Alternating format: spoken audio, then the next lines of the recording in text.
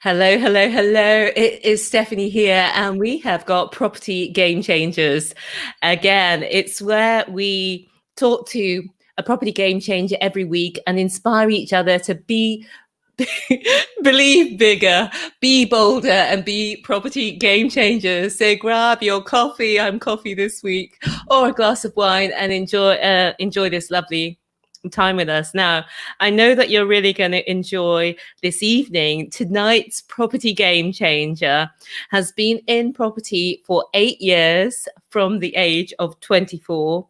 She's a qualified chartered surveyor, and she currently works for the world's largest real estate firm, and all the time developing and building her own property portfolio alongside. And she documents her journey. A lot of you will know who she is now on YouTube, on an amazing channel called The Property Hustle. If you love YouTube, you need to be following her. You need to subscribe to The Property Hustle. So now, without further ado, let me introduce tonight's property game changer, Faith Locken. Hi, Faith. Hey, hi, how are you? Really good, thank you. How are you doing? I'm very, very well. I'm good. It's been, Friday. Yeah, yes, always good. And how's lockdown life been treating you? It's been okay. I mean, I've been on furlough from my kind of day job, but it's been great for kind of getting my head down and pushing ahead with a lot of my property stuff, like and my content as well. Lots of property hustle content going out at the moment. Yeah, and we were just talking earlier about you're also on YouTube. Instagram. Yes, You're yeah. on YouTube, but you're also on Instagram. Yeah. And so tell people what you called on Insta. How can people find you on Instagram? At The Property Hustle. Makes sense. And so it's Instagram at The Property Hustle, YouTube at The Property Hustle. So check Faith out there. So I want to do things a little bit different today. So let's start up with, tell us a little bit about where you were when you decided to get into property and why you decided that property might be for you. Not a lot of people who are 24 are sort of starting to buy properties for investment purposes. Yeah. Well, I'd say my property journey kind of started from when I was as young as 15. I was always passionate about property, watching loads of property shows, and I used to watch like Homes Under the Hammer, and I used to think, oh, it'd be great to like be able to invest in property, but I just always thought like that's not really for me. I don't have the money. But I was just enthusiastic. I used to go to auctions just for the fun of it, just to be in the room and feel the atmosphere.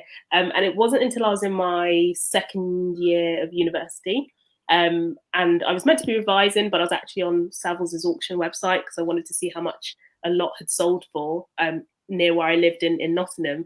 And a friend said to me, like, what if you love property so much, why don't you go into it? And that's how I then was like, actually, brainwave. And so I Googled careers in property, and that's how surveying came about. I found out about commercial surveying. I thought it was something that I'd want to get into. And so I did various work experience, got onto the graduate scheme at the firm that I'm currently at. I've been there for about 5 years now. I qualified as a chartered surveyor a few years back. But when I started, how old was I? I graduated 22 years old. Started in September of 2015 at my job. And about a month into the job, I was like, as much as I love surveying, I kind of want to be doing investing. Like that's the reason why I've always loved property. I want to buy property. I want to go into it and make, passive income, because we all know the income isn't that completely passive. And so that's when I started exploring property investment. And at the time, I think it was just my young naivety. Like I've always had this attitude of, if I want something, I'm just going to go and get it. And I like back then when I spoke to who did I speak to? I had a mentor, and at first, like my plan was to do rent to rent and build up cash flow and then be able to purchase. But my mentor at the time said, "What's your end goal? What's your dream? Why do you want to be in property?" And the reason why I've come into property has always been to develop. I'm originally from Uganda, and I've always wanted to go back home to Uganda and build homes, infrastructure, housing, all that kind of stuff, schools, orphanages. And he said, if your end goal is development, you shouldn't be like, if you want to be a developer, you've got to obviously access development finance. And he said, in order to be able to access that finance, you need to be considered an experienced investor, i.e. own property. So he said, there's no point you chasing rent to rent. You should be looking to see if you can buy. And then that kind of changed my mindset. And at the time, I didn't have a lot in savings, but I had, the passion. I was like, do you know what? I'm going to do this. So that's when I started the Property Hustle channel as a way to kind of document everything I was doing. I was telling everyone what I did, and just kind of going out there. And I actually ended up, I was paying my friend to do viewings for me in Nottingham, and they did the viewings. And then I was able to, I spoke to a broker who was able to get me, I was able to get a buy-to-let mortgage essentially, despite my age, because they did say I was under 25 and I was a first-time buyer, so I was probably considered the most risky property investor out there. But there was a lender that was willing to lend to me, and I was able to get the money for the deposit, and that's how I ended up purchasing my first property. And then that's a brilliant place to start, Faith, because one of the things that I like to talk about on Property Gamechangers is I like to burst the myth that debunk the myth rather, that you need a lot of money to get started in property. And when we go back to your childhood, we'll see what sort of background you actually came from. But for now, let's tell us, you're 24 years old, you're a chartered surveyor, but even so, you're not earning, huge mega bucks. So how did you get from there to buying your first property? And before you answer that, I just want to say hello to Aaron and Stevie and Stuart and Nikki and Shaz. Hi, guys. Thanks for joining us. And Faith, now, how do you go from a young professional to how did you get that deposit together for your first buy-to-let property? Well, being completely transparent, I was viewing properties and offering when I had probably about £5,000 in savings. Bearing in mind, just to caveat all of that, the properties I was looking at were all under 100k in value. So the area in Nottingham where I invest, the properties range from anywhere between sort of 60k to 80k. And therefore the deposit would be anywhere between sort of 10 to 20 grand needed.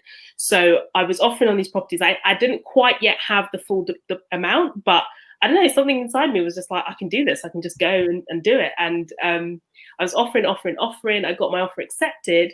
I actually had my brother be my kind of it's essentially proof of funds, because he had enough saved up. He wasn't going to gift me the money, but he had the money saved up, so he was my proof of funds. And then the actual sale took so long that it took almost 6 months for the sale to complete, from offer being accepted to completion. And in those 6 months, I'd saved up enough to complete the deposit and keep it moving, really. That is amazing. So you're just on your first graduate job and you've managed to save up 15,000 or? Yeah, it was, just a little bit over. So it was 17,000 in the end. So just give us an idea of what your life was like. Were you, was it sort of baked beans on toast every night, or was it big sacrifices to get there, or was it quite easy to save up all that money? I mean, I've always been very frugal, and I think it's the upbringing that I've had. Like growing up, I was just like, I'm not a big spender. Even I left uni, so I graduated when I was 22, and I left uni with about 6 grand in savings, because I literally pretty much didn't spend anything. I was working 2 jobs whilst at university as well, so any money that I was making, I was saving it. But I wasn't like being savvy with my savings. I was just putting it in a regular savings account, and I've always had spreadsheets of my finances from as young as like 13, because I used to do paper round and stuff. But I would like literally track my finances and put a little bit away for savings immediately as soon as income comes in, save, and then track my spending and stuff. So that has always been my mindset when it's come to money. I've been a bit of a money hoarder, which is strange because as a property investor, you need to take a little bit more risk and put money in. But so yeah, that's how I kind of managed to save up. It wasn't like I was still going out. I was still going on holiday. I was still partying. We're still buying mangoes. With the mango. You guys, okay, like, we'll have to settle this on this live, because how does everyone eat their mangoes? Because I just take the mango, clean it, wash it, and then just get into it. Like, I'm not one of those people that cuts up mangoes, but apparently that's weird. Like, I should be cutting up mangoes. I don't know. Anyway. Well, I don't know. It's quite entertaining. Yeah, so that's great. So I think it's great to show people watching that you can absolutely choose. You can be 24 and you can buy your first property, or you can be 24 and increase your lifestyle spending, mangoes or not included, so that you don't have the funds then to be able to buy these investment properties. And that was your first purchase. So as your first purchase, you bought a buy-to-let property rather than a property to live in. Yeah. So tell me about your thinking, behind that decision. I've always seen property as an asset to make additional revenue and income. So I'm happy with renting where I live and owning where I invest. That's just always been the way I look at things. I don't know. Perfect. And let's take us on the next step. So you've got this property now, you're 24. Where did you want to go from there? Where did you go from there? The intention has always been to go to development or into development, but I took a bit of a detour, I must say. So maybe it was shiny penny, I don't know, but I basically had spent all the money that I had and put it into this buy-to-let property, which was yielding me, the rental income at the time was £500 a month, which is pretty decent for that area. But yeah, I'd have to obviously build up quite a bit of funds to then be able to buy the next one. So then I started looking into rent to rent, and I was fortunate enough to have a couple of them kind of fall into my lap almost. And I was doing that, and I managed those two properties for a while, and then the term ended, handed it back to the landlord, and I realized that actually rent to rent wasn't for me at the time, because I had a full-time job, I was doing my part-time masters, and I was also training to become a chartered surveyor. So I don't even know where I found the time, honestly. It was just ridiculous. Like, I would be like commuting to work, working on property. Lunchtimes, I'd be on the phone speaking to agents. Evenings, I'd be trying to leave work early to go and view it got so much, and something had to give. So eventually it was good. I had the experience. It was good. I managed the properties, made, additional income or whatever. But once that was kind of done, I was like, do you know what?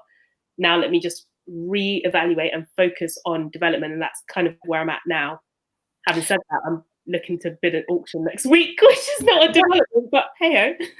That's brilliant, because I just want to touch on, you're right, rent to rent's not for everyone. And when you were just starting out, you decided to buy property. That was great. But then that's another thing, that when you own your own properties, and in between either getting the additional investment you need or while you're managing your own properties, you can then earn extra income managing other people's, which again, it suits some people, it doesn't suit others. But yeah, it's interesting that was your next move. I want to just highlight a couple of comments that we've had. Nicky Taylor agreeing with you. No need to cut the mango, just bite and tear the skin. Roger's saying, great discipline, save at least 10% of your earnings. Wish I was that good. And Aklak's just saying, hi ladies, and Aklak's an estate agent in Birmingham, if anybody wants to link up with him. And Jonathan, hey Jonathan, nice to see you, is watching as well. So let's move on to the next part that I just asked you before I cut you. What did you ask me? I can't even remember. Well, we just covered over your investment. You'd done that first investment, and you talked a little bit about what you did next. So you did some rent to rents for extra cash flow, but because you were working full time, studying and doing something else, you decided not to keep going with that. So where did you go next? Next, I qualified as a surveyor, and I've been working as a qualified surveyor for about 2 years now, and I was like, okay, I'm now ready. I've saved up enough of a cash pot to consider my next move, and I'm actually going to be bidding at my first ever auction next week, which I'm really excited about. Yeah. Can you tell us anything about what you've got your eye on? Yeah, well, it's a property 2 streets over from the one that I've got in Nottingham. So I know the area, like it's my patch, and like that's where I want to focus.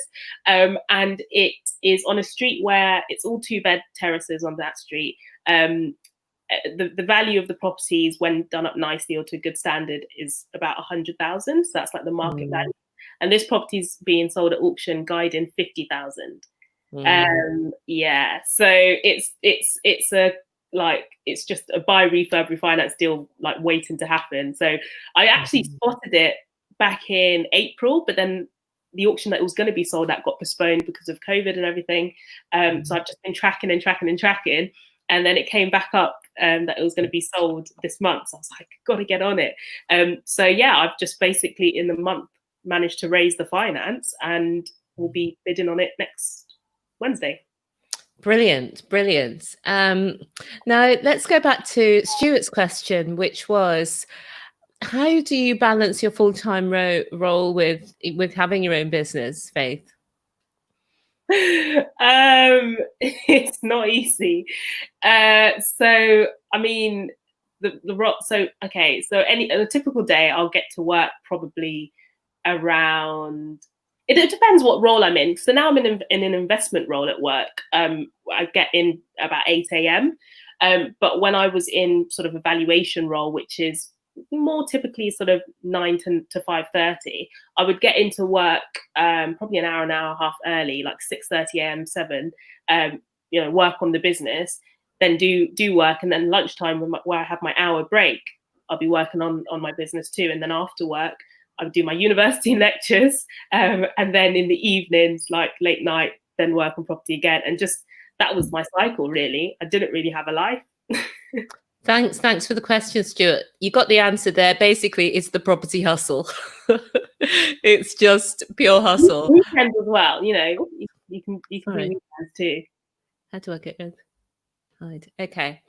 Okay, so actually you've achieved a lot in property, and you know the best is still ahead of you. You're going into developments and so on, but basically you started from nothing, and Nicky's just given you kudos for you raised your finance within a month. Do you know what? I'm a firm believer in putting things into the universe, and I'm a heavy Christian as well, so I put a lot of my faith in God. But like as soon as I decided that development was what I was gonna focus on, like I've just had like deals coming to me, and then for this particular auction purchase next week, I had enough to purchase the property, but didn't have enough to actually do the refurb. And it just through conversations with people where people have said, what are you doing? I'm like, I'm about to do a property project. I'll be raising fund. I've had people say, oh, we'd love to, I'd love to invest with you. How do I get involved? And because of everything that I've been doing, and people, I'm very vocal about what I do in property, and people know me. They know I'm chartered. They, I've got, I guess, I've credentialized. Oh, I love that word. Shout out to Aisha. I've got myself to a position where I think people, and it's strange.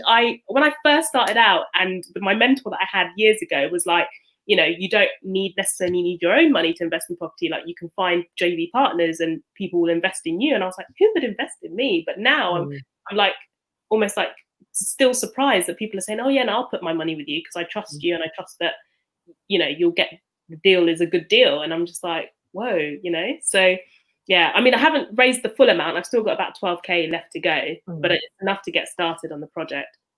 Well, that's fantastic, Faith. And that's one of the things that I try to, explain to people. People will invest because people want the opportunities. Actually, people are looking for opportunities. So when you can express what you're offering in the terms of an opportunity, then people are very interested. But how did you got from who would invest in me to, whoa, people are investing in me?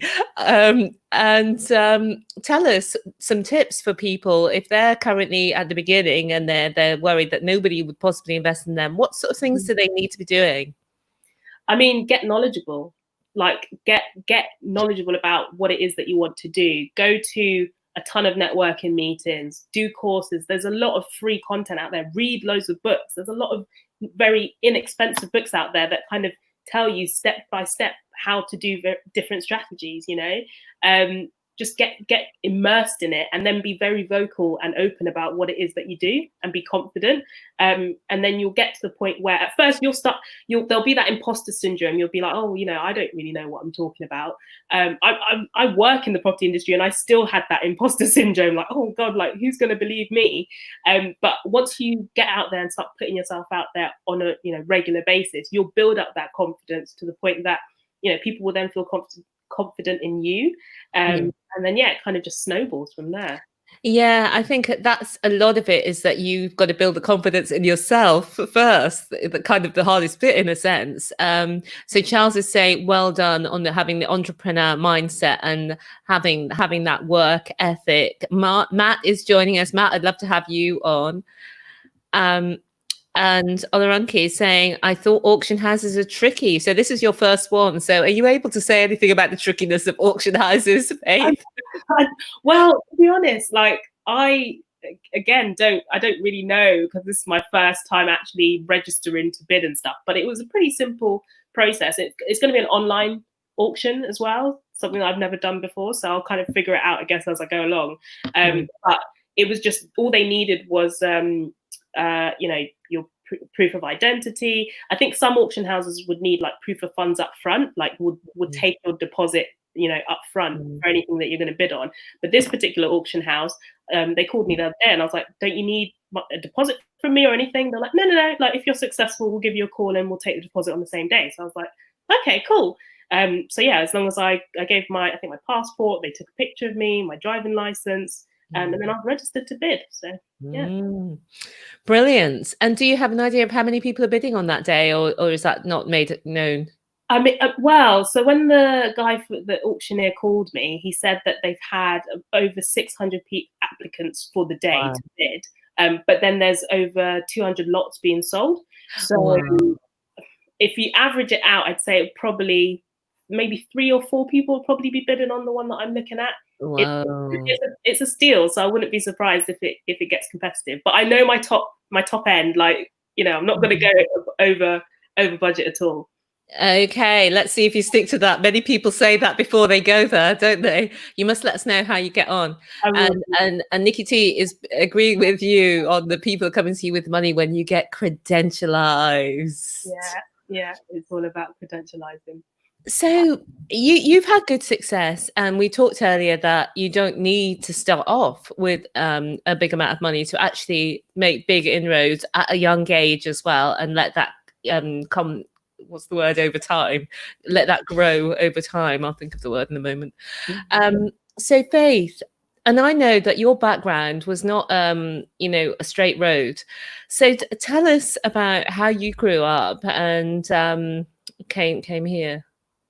So I was born in Uganda, and my family and I came over here sort of early 90s, mainly because we were essentially refugees. There was a huge civil war in Uganda, which displaced a lot of families and whatnot. And so we came over here in search of a better life, really, and moved into our council flat, and yeah, just started, you know, living here, and yeah, and I think growing up, my mum has always been very much about education, and because she, very long story, but she had to leave school age like 13, 14, so she never really got any qualifications, but she went straight from like, I think year 7, year 8 into working. So she was working as a typewriter for like businesses or whatever, and she just kind of hustled her way through and was able to use the money that she was earning to put her brothers and sisters through school, because school in Uganda is paid, it's private. And so she kind of helped and put her family through school, and then kind of brought us all over here as well, and kind of helped all of us get through school. And it was always very much, I've always been very academic. I think I've always loved maths, science, English, everything like that. So my mum always used to say, just work super, super hard. And I was fortunate enough to gain a full scholarship to my local independent school, like just obviously through working hard. And yeah, from there I then went off to, I was going to do engineering because I was really passionate about science and I wanted to be either a mechanical engineer or a structural engineer. And then I got to A levels and I was like, actually, I really hate labs and I don't really want to be stuck doing it. Like you know, where everyone else loved experimenting side of science, I don't like that. I like the theory side of things.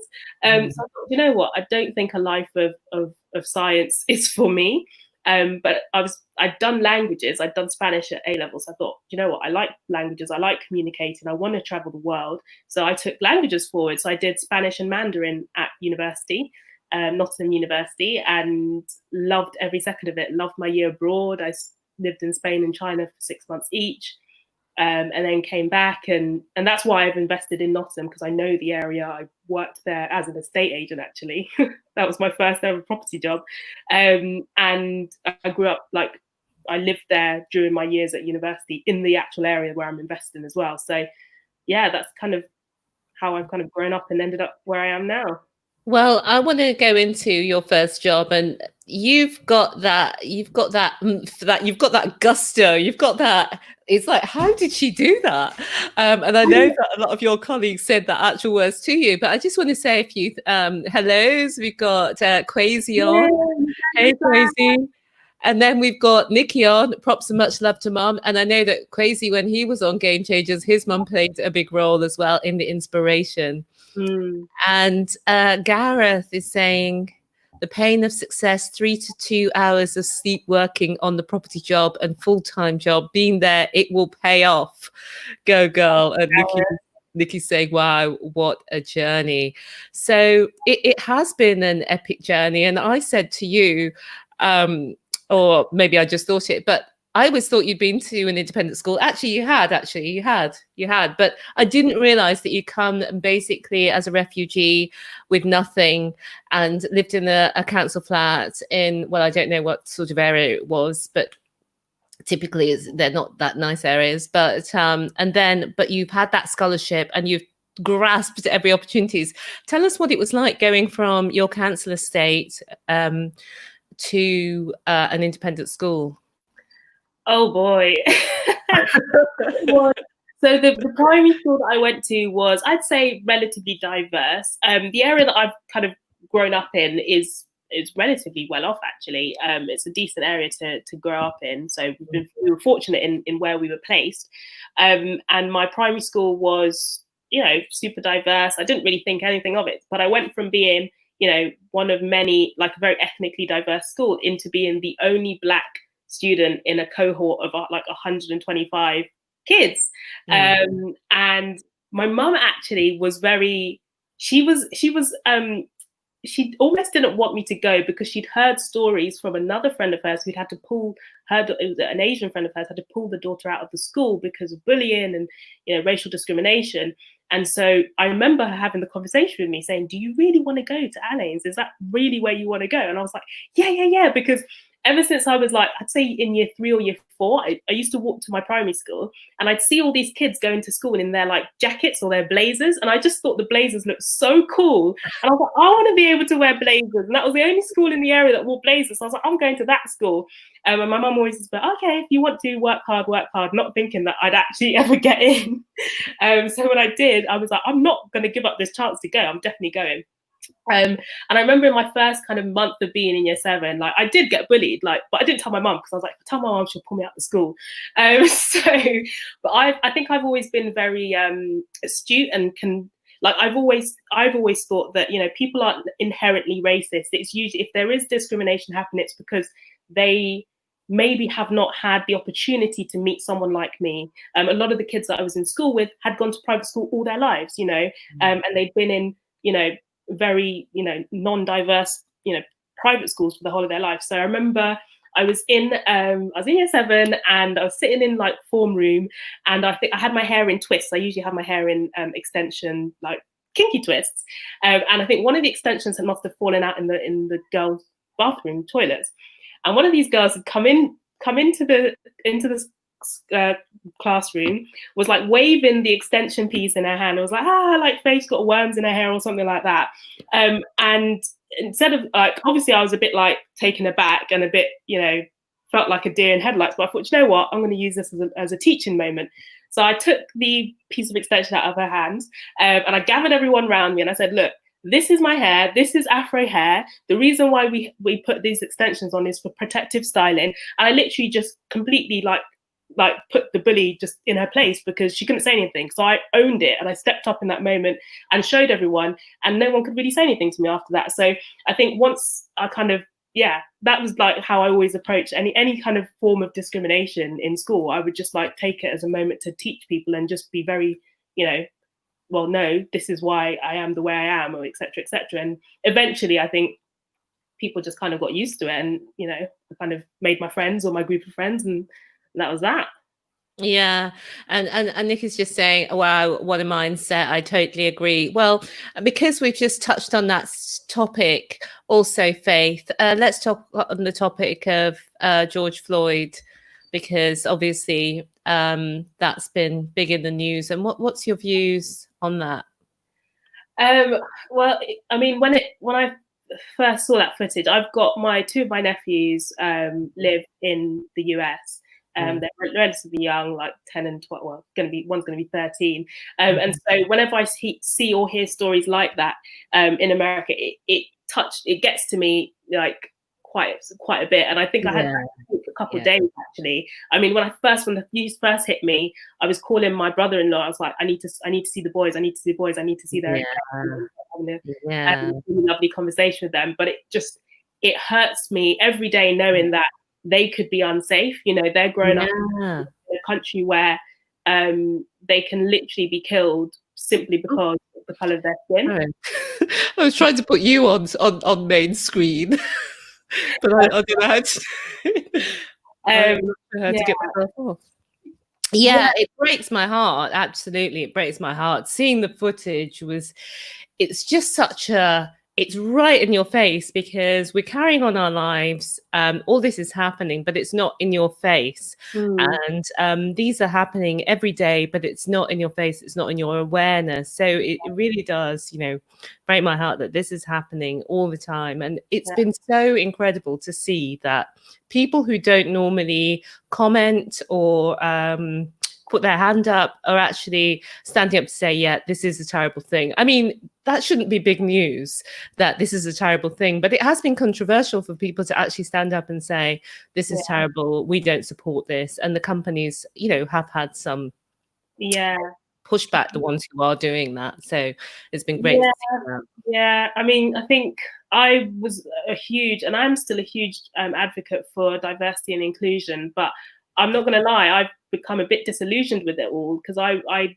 chaired and I ran my firm's BAME network, or Black, Asian and Minority Ethnic Network at JLL.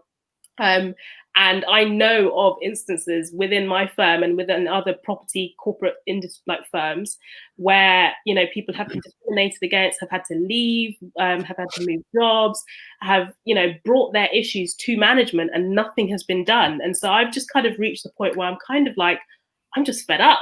I'm absolutely fed up, and we keep having these conversations.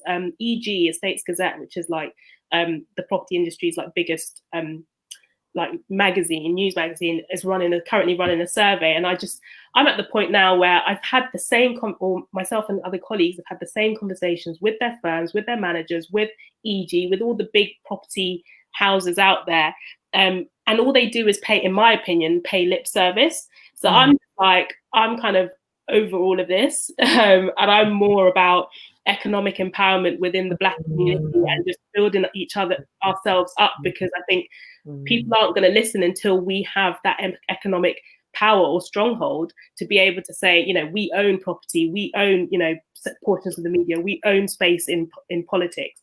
And until we can get to those positions, I personally don't see change happening, not in my lifetime anyway. That's where I'm at. Yeah, I agree. I think it is very important to have that, as you said, economic empowerment. Just it's even beyond that. It's just to harness what you have, just to know your own abilities, not just to only to be able to earn a salary and wait for whoever to give you a job or give you a pay rise, but be able to create your own income. we've all got value, and it's making that value that we all possess into something that other people value and are willing to pay for. And I think too many of us, myself included, up until, you know, relatively recently, did not think about our lives in that way, did not think about that sort of, not even wealth creation, but even income creation, first of all, then wealth creation, think about also investing. And I think when there's people like yourself, Faith, who are inspirations for people who are young and are doing all of this, it does inspire other young people, well, people of all ages, but especially young people, to get involved and to know that this is something for them and that it's something that they can do. And I just want to, while you're answering, just replay to you some of the comments that we've had, Faith. So Nesta is saying, hi ladies, well done. It shows that hard work really pays off. Gareth is saying, wow, he loves your story. Iris is saying hi. Mo is saying, well done, girl. And Roger's saying, agree, own it and turn it around. Bullies win when they get a negative reaction by standing up and showing no fear. How can they handle that? Exactly. So you didn't get a chance to comment there on the end, Faith, as I was doing the comments, but did you want to make a comment? No, I completely agree with what Roger said, you know, turning it around. And just in terms of economic empowerment, this is why I started the Property House, because I wanted to show other young Black females as well that we can do this. We can get into property, and you don't need the, you know, someone else to kind of tell you, okay, now you can get into it. You kind of just have to knock down the doors and go and do it yourself. Great. So you've given some massive value here, Faith, just in telling your story from arriving with nothing to some of the gusto. But one of the stories that I especially loved was when I heard you on another podcast. It was the By the Block podcast with Kevin Manti. And it was about when you first got your job at JLL. Yeah. And was it the head of the whole of JLL? Do you want to tell the story? And it just said to me, this is who just goes for it. Yeah, so I spent the final year of university, I was applying to various different graduate schemes, and I applied to all the kind of big four property firms, JLL, Savills, Cushman's, Deloitte. I think that was about it. And of all of them, I got through to CBRE as well.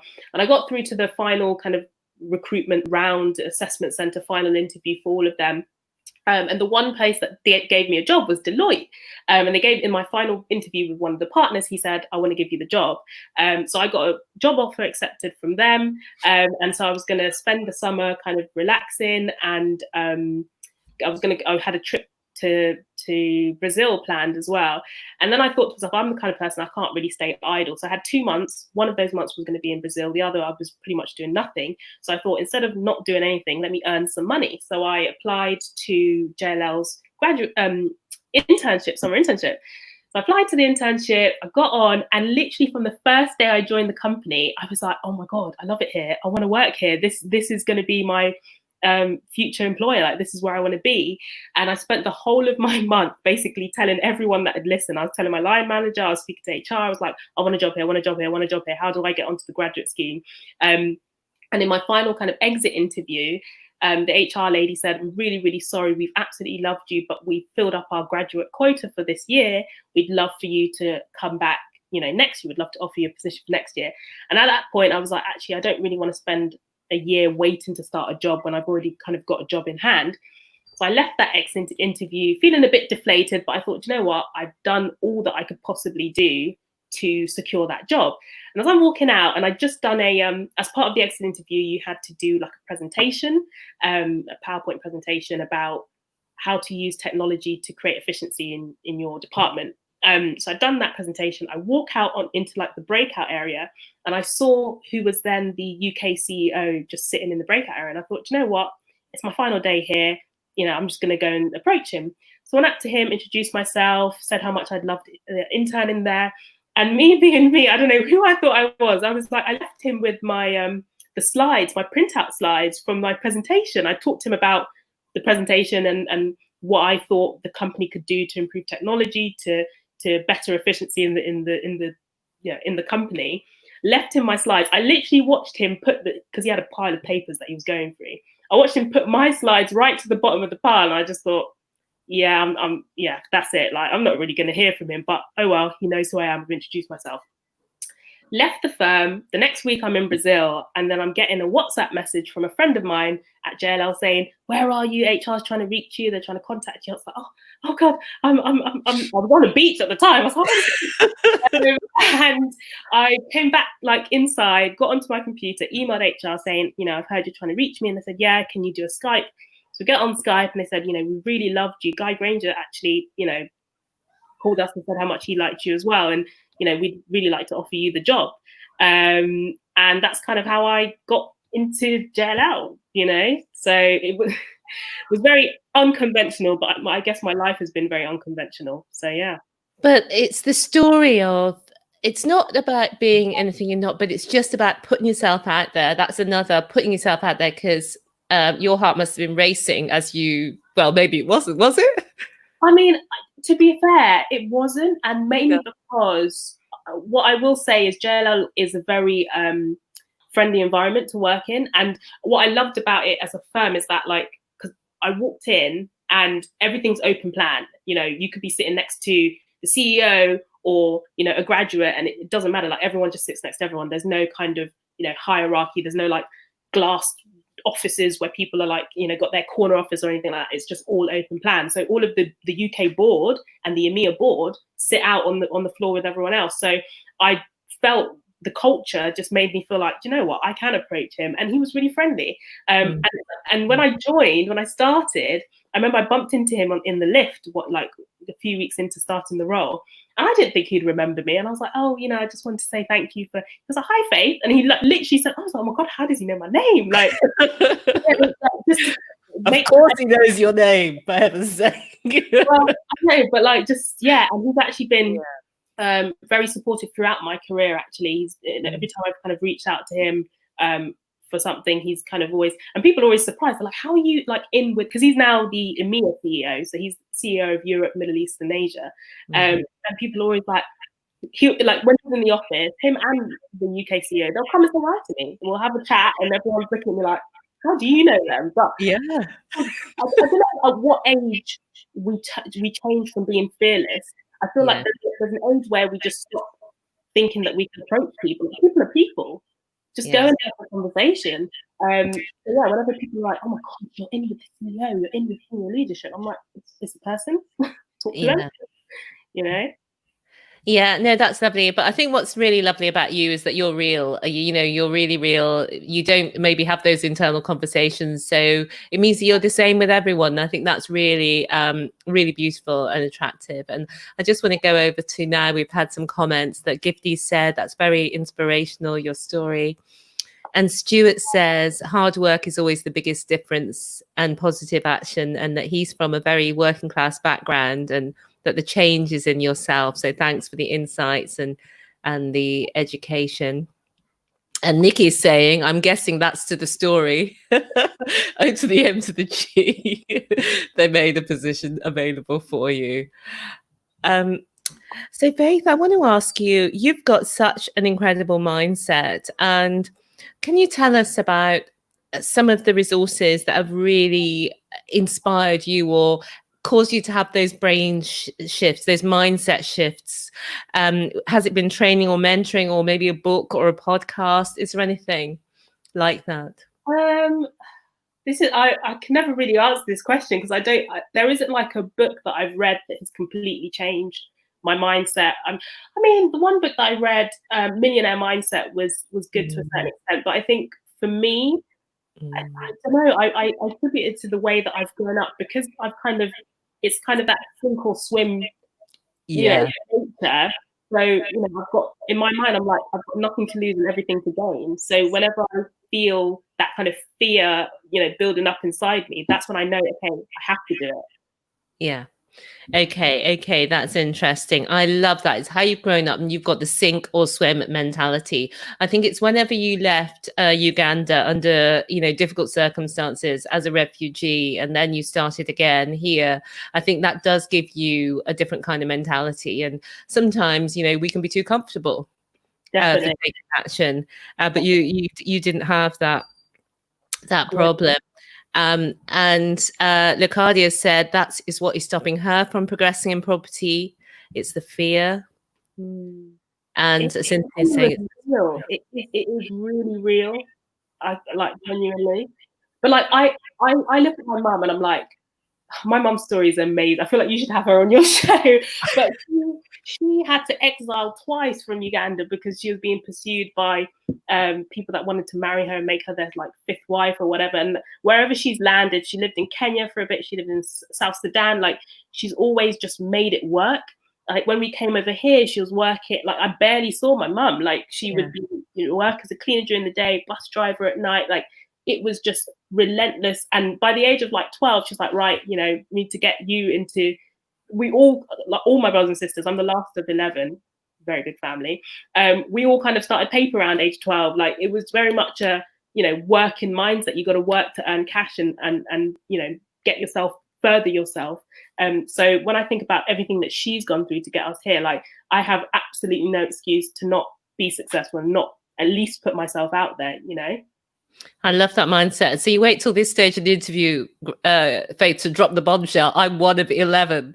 I don't know how this has passed me by, but I'm the youngest. So 11 of you are in this little council house in London. No. We didn't all live. Yeah, no, because we're quite spread far apart.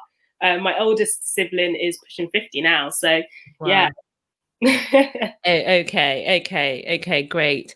And as we're coming towards the end, I just want to talk about a couple of things. We talked a little bit about advice and resources. We talked about resources, but what advice would you give to somebody like Lacardia who wants to get started in property, but fear is holding her back? There's a lot of people like that. So what would you say? If you're afraid, then it depends what you're afraid of. Are you afraid of meeting new people? Are you afraid of making a mistake? Are you afraid of losing money? Because I think what I found about the industry in general is that for the most part, people are friendly and people are willing to help or, give you advice. So if you've got a fear on yourself, like offer your time, find someone that you might look up to or is doing the strategy that you want to do and say to them, look, I might not have any money to give, but I've got time and I'm willing to learn and I'm willing to help you. And then you can learn under someone else and get the skills and understand and do the stuff, but not necessarily directly yourself, but through someone else. That can hopefully build up the confidence in you to then eventually go off and do it on your own. Yeah, I think that's great advice. And this is what I think Gareth's made an amazing comment here, which is that the only person stopping you from doing whatever you want to do in life is the person looking back at you in the mirror. And that is so true. And how I find it, the way to get over any fears is through conscious thinking, because all of our results are driven by all of the thinking that is unconscious in our life. Any area of your life that you look at that you're not happy with, there's something you're thinking either consciously or unconsciously. Usually it's unconsciously. And when you change those thoughts, you're able to change those results. So even one simple thought, we don't have time to delve into all of it here, but one simple thought is, I am unstoppable. So, or if that's too much of a violent thought, it's I can do this, I can keep going, I can learn this. And when you have thoughts like that, it enables you to be able to be able to move forward. So Lacardia is saying that her fear is the fear of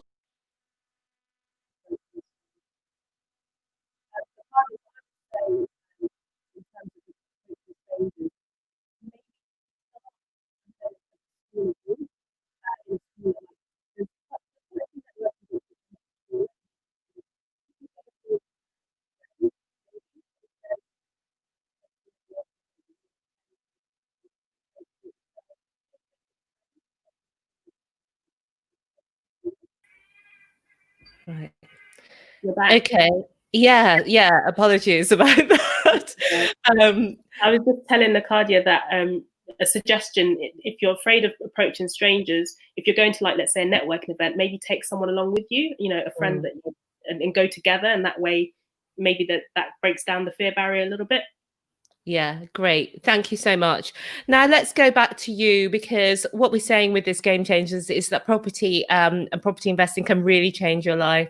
And so let's talk about how it's really changed the game for you and your family. I think for me, it's the fact that I own property. It sounds so simple, but like that's something that previous generations in my family haven't had the opportunity to do. And so I feel like now that I know what I know, I'll be able to teach my kids and my kids' kids, and and build that kind of generational wealth. Because I very much appreciate that I'm only ever going to be able to get so far in my own lifetime, but everything that I do right now, I'm thinking of generations to come. Great grandchildren, whatever. I want them to have a better life than what I've had, and just kind of keep that generational wealth going. Yeah, so true. And I know that you have big visions for what you want to do, because part of it is you can change the game in your life, in your family's life, in your community, and in our world, especially as you build the wealth that you have and you get the choice of who to give it to. Oh dear, has Faith, are you with us? Not sure how to get Faith back. I'll just try adding her back in. Oh, what a shame. It looks as though Faith has frozen. So what I'm going to do is just thank Faith for an amazing interview. She came here as a refugee from Uganda with nothing. Her mum worked all day as a cleaner and then as a bus driver. She had a lot of brothers and sisters. She had a paper round at 12, but my goodness, she's so gutsy. She decided she wanted to go to an independent school in the area and got one of those golden ticket scholarships to go there.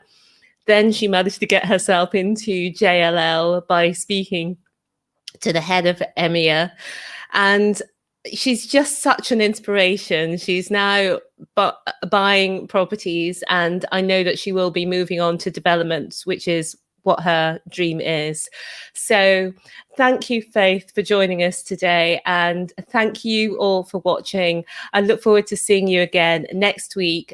Before that, let me just remind you, if you're on YouTube, do follow Faith at The Property Hustle, and she's also on Insta at the same. And I will see you all next week to meet another property game changer. Bye for now.